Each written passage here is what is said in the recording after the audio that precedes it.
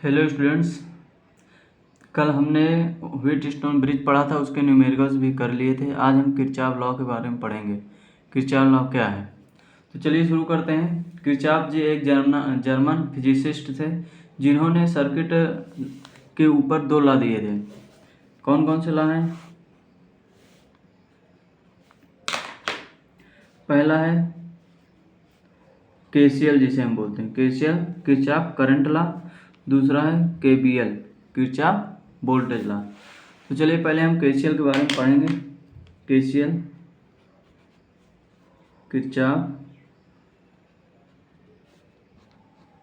Kirchhoff's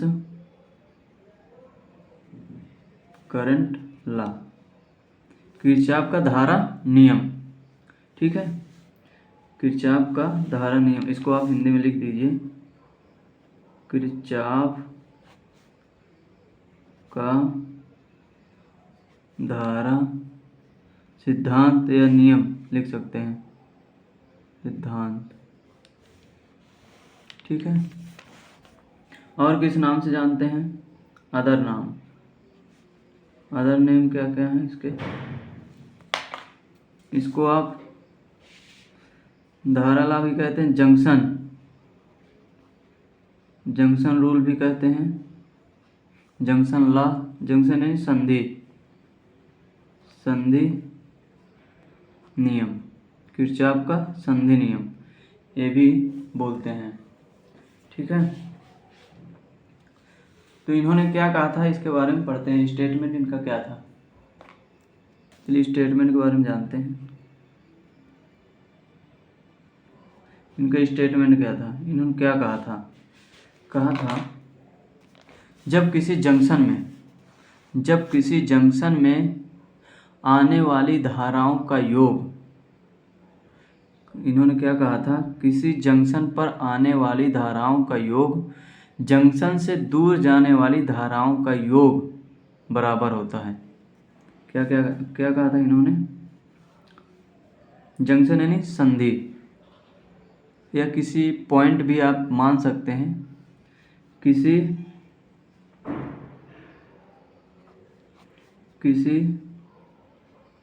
junction जिसे हम संधि बोलते हैं, संधि या किसी पॉइंट, बिंदु भी आप बोल सकते हो, बिंदु आप बोल सकते हो। किसी जंक्शन पर आने वाली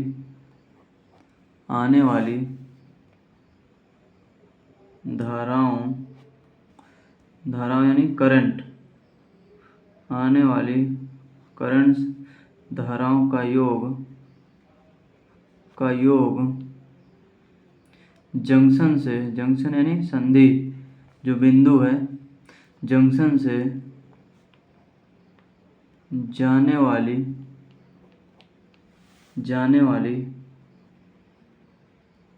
धाराओं के योग के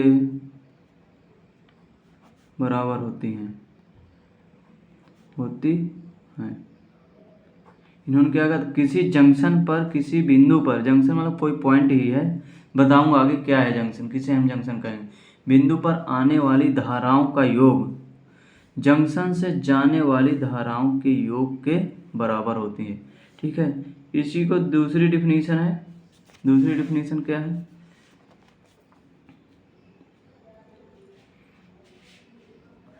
किसी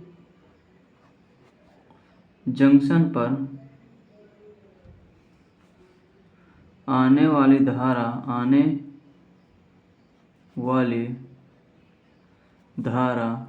तथा जाने वाली धारा का योग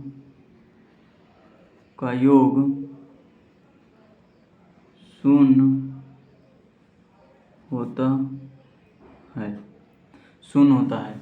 और इन्होंने कहा था कि जो रूल है, क्या करंट रूल है किरचॉफ जी का, इन्होंने कहा था कि कंजर्वेशन ऑफ चार्ज पर आधारित है, मतलब कि आवेश संरक्षण के नियम पर आधारित है। तो लिखेंगे किरचॉफ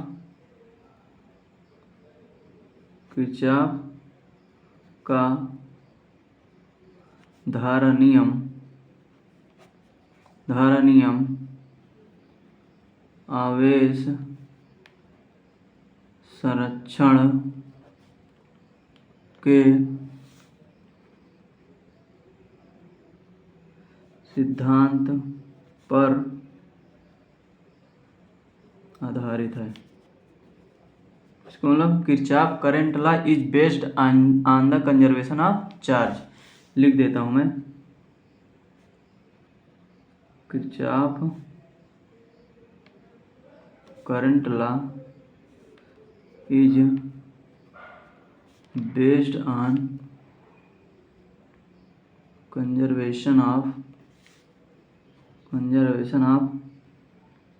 इलेक्ट्रिक चार्ज। ठीक है, उन्होंने क्या कहा था कि जो किरचॉफ का नियम है वे चार्ज के कंजर्वेशन माने कि आवेश संरक्षण के नियम पर आधारित है। ठीक है, अब देखते हैं, इन्होंने कहा तो कोई पॉइंट है, ठीक है, इसमें धारा आ रही है, ये मान लीजिए कोई पॉइंट है, यहाँ पे I1 धारा है, यहाँ पे I2 धारा है, यहाँ पे I3 है, यहाँ पर I4 है, यहाँ पर I5 है। ठीक है, ये कोई पॉइंट है, जैसे मैंने बताया अभी डिफिनीशन पे, किसी जंक्शन संधि या बिंदु पर आने वाली धाराओं का योग। ठीक है, ये पॉइंट है, बिंदु मान लीजिए, जंक्शन मान लीजिए, कुछ भी कह सकते हैं, लेकिन हम इसको जंक्शन बोलेंगे, क्यों कैसे अभी बताऊंगा मैं। जैसे कि I1 धारा आई और ये I3 धारा जंक्शन की ओर जा रही है, किसी बिंदु की ओर जा रही है, इनका योग इस जंक्शन से बाहर जाने वाली धारा, बाहर कौन कौन सी जा रही है, I2 जा रही है, I4 जा रही है, I5 जा रही है, इनके धाराओं का योग के बराबर होगा। कैसे, अभी को लिख लेता हूँ, आने वाली धारा का योग बराबर जाने वाली धारा का योग। ठीक, इसको आप याद रखेंगे, आने वाली धारा का योग बराबर जाने वाली धारा का योग। ठीक, आने वाली कौन कौन सी है, I1 और I3, यही तो आ रहे हैं। देखिए ये पॉइंट है, पॉइंट की एरो लगी हुई है ना, एरो जिधर लगती है उधर ही दिखाया जाता, पॉइंट किया जाता कि इधर की ओर जा रही है। एरो किधर है, ये पॉइंट की ओर, अर्थात ये I1 जा रही है पॉइंट की ओर, इसको जंक्शन बोलते हैं, और ये भी I3 भी जा रही है, तो इनको क्या करेंगे, ऐड कर देंगे, I1 I3, ये योग हो गया।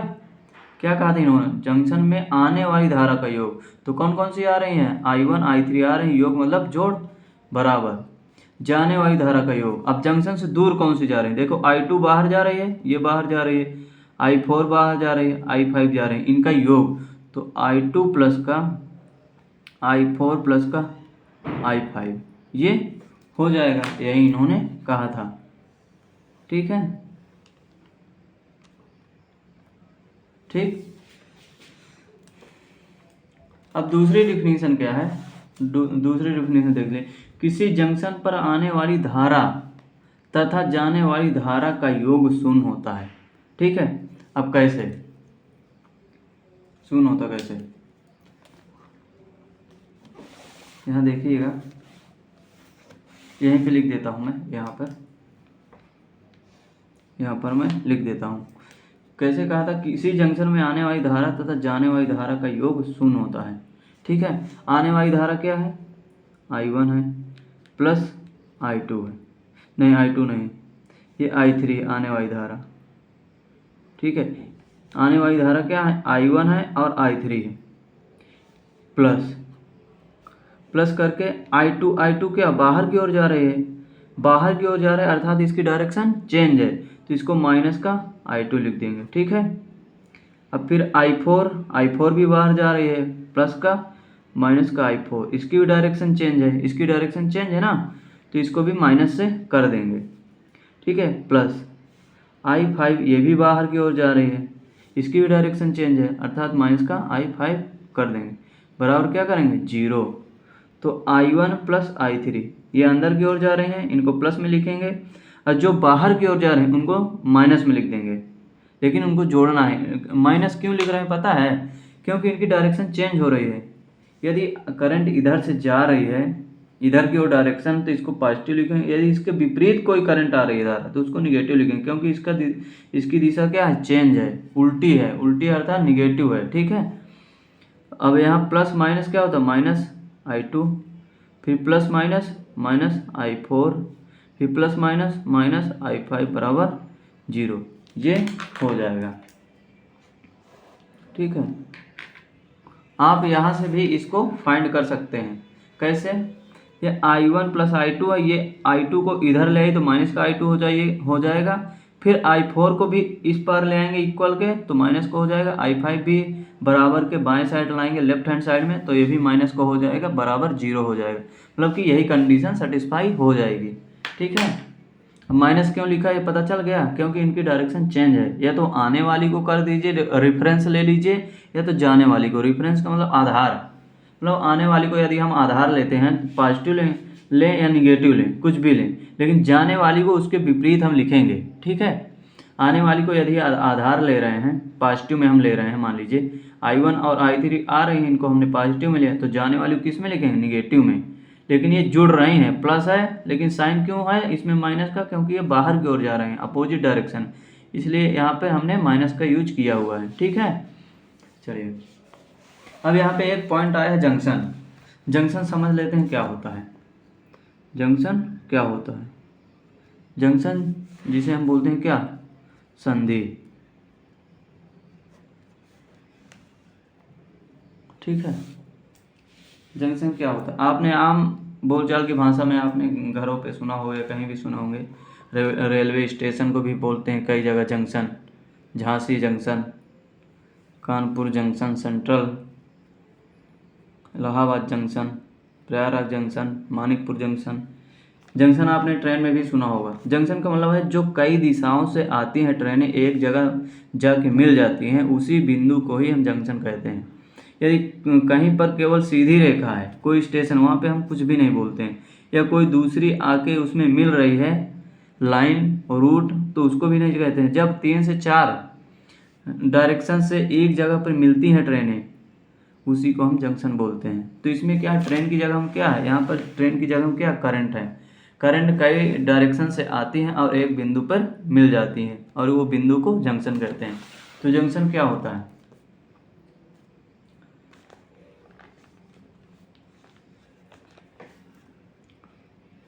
ऐसा पॉइंट, लिखिएगा, ऐसा पॉइंट या बिंदु, ऐसा बिंदु जहां पर, ऐसा बिंदु जहां पर 3 या 3 से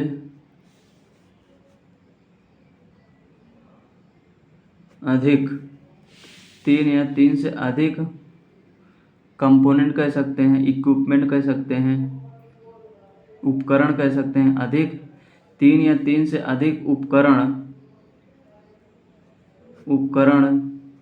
या इक्विपमेंट या कंपोनेंट, ऐसा बिंदु जहां पर 3 या 3 से अधिक उपकरण जुड़े होते हैं,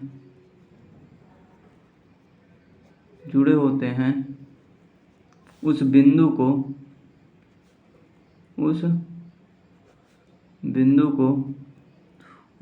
को जंक्शन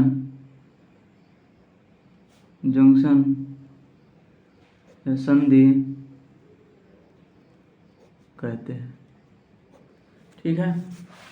संधि किसे कहते हैं? ऐसा पॉइंट जहां पर दो नहीं, ऐसा पॉइंट जहां पर 3 या 3 से अधिक एलिमेंट, कंपोनेंट या इक्विपमेंट, उपकरण या तत्व, कुछ भी कर सकते हैं। हम इलेक्ट्रीशियन है, अच्छा, अर्थात इलेक्ट्रिकल कोई इक्विपमेंट कनेक्ट होगा, जुड़े होते हैं, उसको हम क्या कहते हैं? संधि कहते हैं। एक आता है ऑप्शन नोड का। नोड भी होता है, इसको नोड ही बोलते हैं। नोड क्या होता है? ऐसा पॉइंट ठीक है, नोड क्या होता है? ऐसा पॉइंट मतलब बिंदु, ऐसा बिंदु जहाँ पर ऐसा बिंदु जहाँ पर दो या दो से अधिक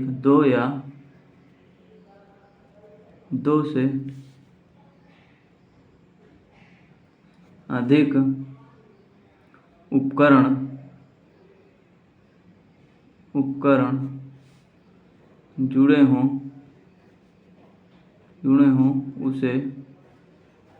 उसे नोड कहते हैं। मतलब कि the point at which two are more than two element are connected, that point is called node.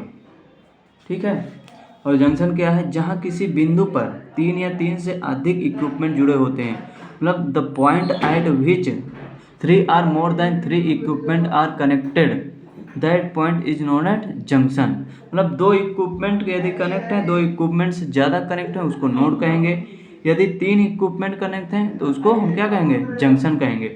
अर्थात नोड, जंक्शन को नोड कहा जा सकता है। ठीक है, जंक्शन को यहाँ पे लिख लीजिए, नोट करके लिखेंगे आप। जंक्शन को नोड कहा जा सकता है। जंक्शन मतलब संदेश। जंक्शन को नोड कहा जा सकता है,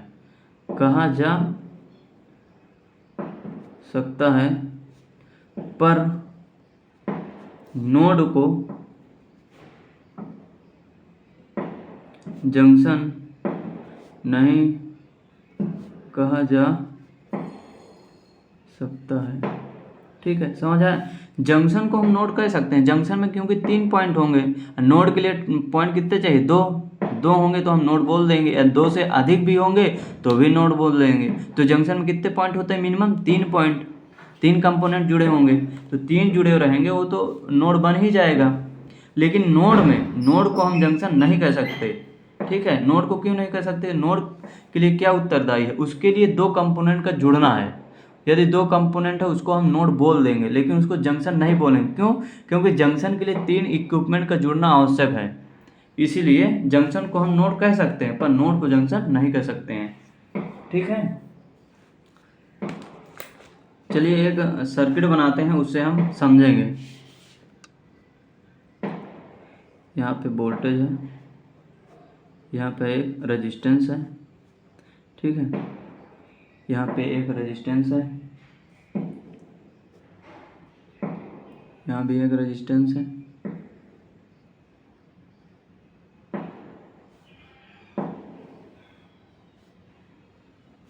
यहाँ पे इसको R1 मान लेते हैं, इसको R2 मान लेते हैं, इसको R3 मान।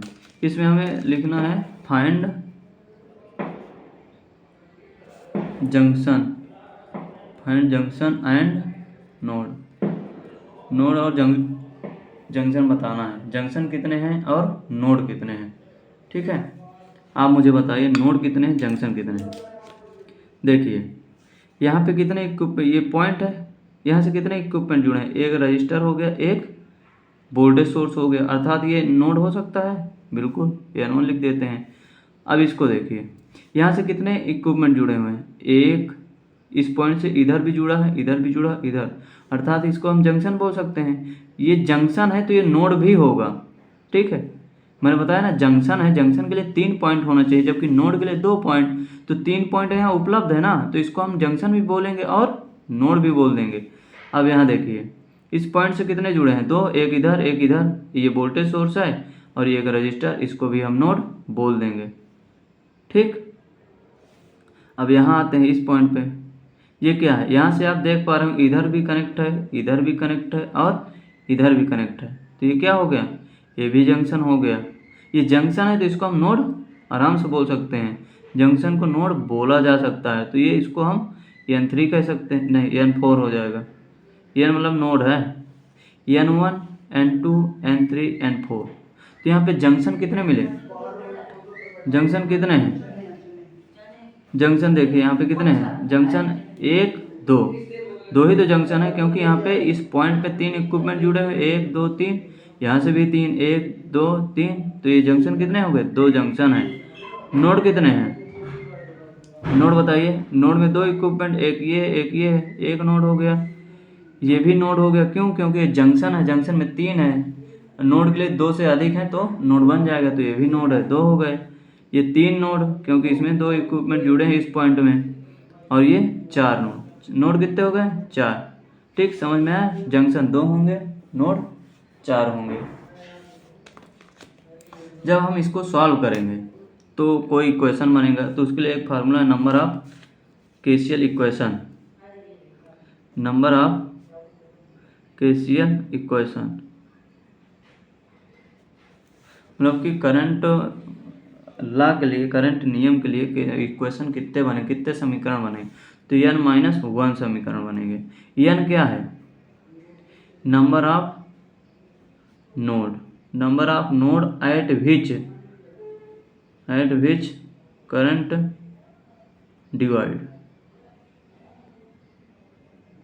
नोड है और ऐसा नोड है जहाँ से करंट क्या हो? डिवाइड हो रही हो, वही है नोड। ठीक, अब यहाँ पे आप देख रहे हैं नोड कितने हैं, आप बताइए मुझे, नोड कितने हैं? यहाँ नोड हमने कितना देखा? 4, लेकिन करंट कहाँ डिवाइड हो? अच्छा ये बताओ, इधर से करंट जाएगी तो इस पॉइंट में डिवाइड होगी क्या? नहीं होगी। क्यों? क्योंकि यही पॉइंट से इधर से होते हुए चली जाएगी। अब यहाँ आइए, यहाँ से करंट तो डिवाइड हो रहे, एक इधर जाएगी, एक इधर जाएगी, डिवाइड हो रहे, अर्थात एक ये हो गया नोड। ठीक, अब दूसरा नोड, अब यही करंट इधर से आके जाएगी, ये इधर जा रही है, ये फिर यहाँ से आएगी, फिर एक इधर चली जाएगी, एक इधर चली जाएगी, अर्थात यहाँ से भी डिवाइड हो रही करंट। तो करंट कितने नोड से डिवाइड हो रही? 2। ठीक है, तो यहाँ पे नंबर ऑफ इक्वेशन हम कितने बनाएंगे? तो 2 माइनस 1, अर्थात नंबर ऑफ इक्वेशन कितने बनेंगे? 1। सोल्यूशन करने के लिए नंबर ऑफ इक्वेशन कितने बनेंगे? 1। ठीक, समझ में आ गया? चलिए कुछ पॉइंट्स को जानेंगे हम, फिर उसके आगे न्यूमेरिकल हम करेंगे। न्यूमेरिकल आज नहीं, कल स्टार्ट करेंगे हम लोग, न्यूमेरिकल सीखेंगे कैसे न्यूमेरिकल करना है। चलिए कुछ पॉइंट को जान लेते हैं। ये यहाँ पे रेजिस्टेंस लगा हुआ है R, यहाँ का वोल्टेज इस पॉइंट का V1 है, इस पॉइंट का V2 है, यहाँ से करंट I जा रही है। ठीक है, यदि हमें करंट की वैल्यू निकालना है, करंट की वैल्यू निकालना है तो कैसे निकलेगी? करंट यदि निकालना है तो I इक्वल टू क्या होता है? V/R। यहाँ पे B किसका चाहिए? इस जो रेजिस्टेंस लगा हुआ है, रजिस्टर लगा हुआ, इसके अक्रॉस कितना वोल्टेज है। ठीक है, अब वोल्टेज इस पॉइंट का वोल्टेज है, इस पॉइंट का वोल्टेज है, लेकिन टोटल वोल्टेज तो नहीं दिया है, इस पॉइंट का दिया है। अब टोटल वोल्टेज कैसे निकालेंगे? 2 पॉइंट के बीच का वोल्टेज निकालने के लिए क्या करते हैं? Potential difference. पोटेंशियल डिफरेंस का मतलब 2 पॉइंट के बीच का वोल्टेज। तो करंट की डायरेक्शन क्या है? इधर से इधर की ओर, अर्थात पोटेंशियल डिफरेंस जब हम निकालेंगे तो कैसे निकालेंगे? V1 माइनस V2, जिधर से करंट जाती है उधर से ही दूसरे वाले को माइनस करेंगे, V1 माइनस V2 बटा R, ये हो जाएगा, ध्यान देंगे। ठीक है, दूसरा पॉइंट, ये न्यूमेरिकल में काम आएंगी चीज़ें, इसलिए बता रहा हूँ आपको। यहाँ एक पॉइंट हो गया, यह रेजिस्टेंस हो गया, ये हो गया, यहाँ V1 है, यहाँ से करंट जा रही है, यहाँ पे R है, यहाँ माइनस का V2 है।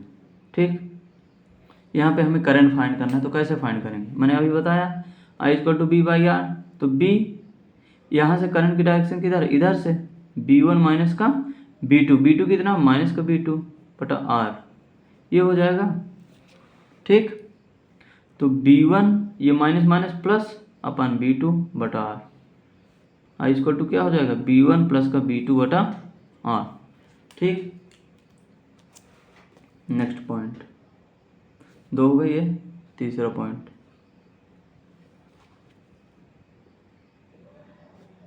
यहाँ पे रेजिस्टेंस लग गया हमारा, यहाँ पे करंट फ्लो हो रही है, यहाँ पे R है, यहाँ पे इसको हम -1 माइनस का V1 मान लिए, यहाँ पे मान लेते हैं 0 वोल्ट है। ठीक है, अब कैसे निकलेगी करंट? तो यहाँ इधर से जाएंगे हम, तो I इक्वल टू क्या हो जाएगा? V1, ये माइनस का है तो माइनस का V1 हो जाएगा, माइनस का V1 माइनस ये 0 है तो 0 कर देंगे बटा R। तो I इक्वल टू कितना हो जाएगा? माइनस का V1 बटा R। ठीक है।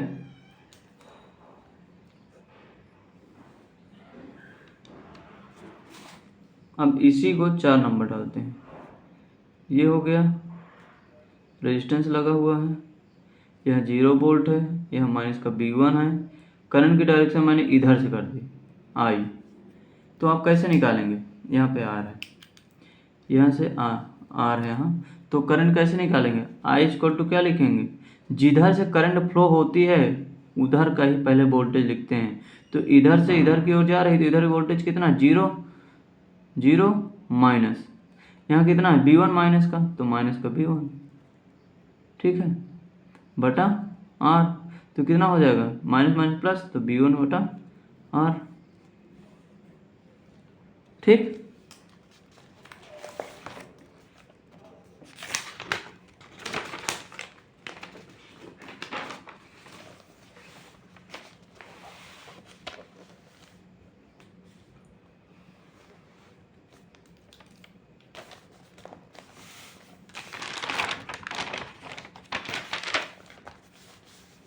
नेक्स्ट देखेंगे 5वां नंबर।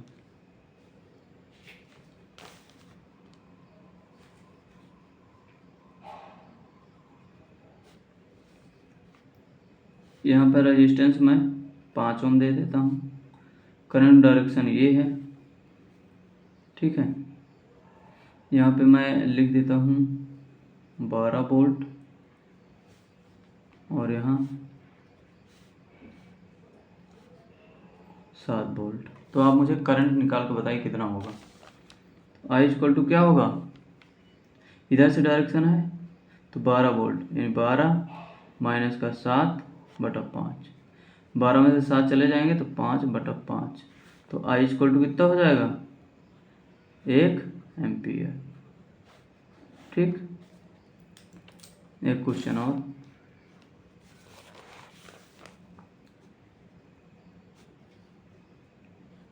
दो ओम का रेजिस्टेंस है, करंट की डायरेक्शन ये है, ठीक।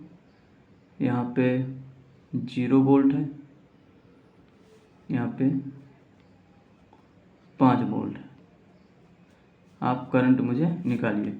करंट कैसे निकालेंगे, आई इक्वल टू, करंट की डायरेक्शन क्या है ये, तो इसको 0 माइनस, इसको आप माइनस का 5 वोल्ट कर दीजिए, माइनस माइनस का 5 बटा 2, तो क्या हो जाएगा, माइनस माइनस प्लस, प्लस का 5 बटा 2, तो करंट कितने निकल गया है, 2.5 एम्पियर, ठीक।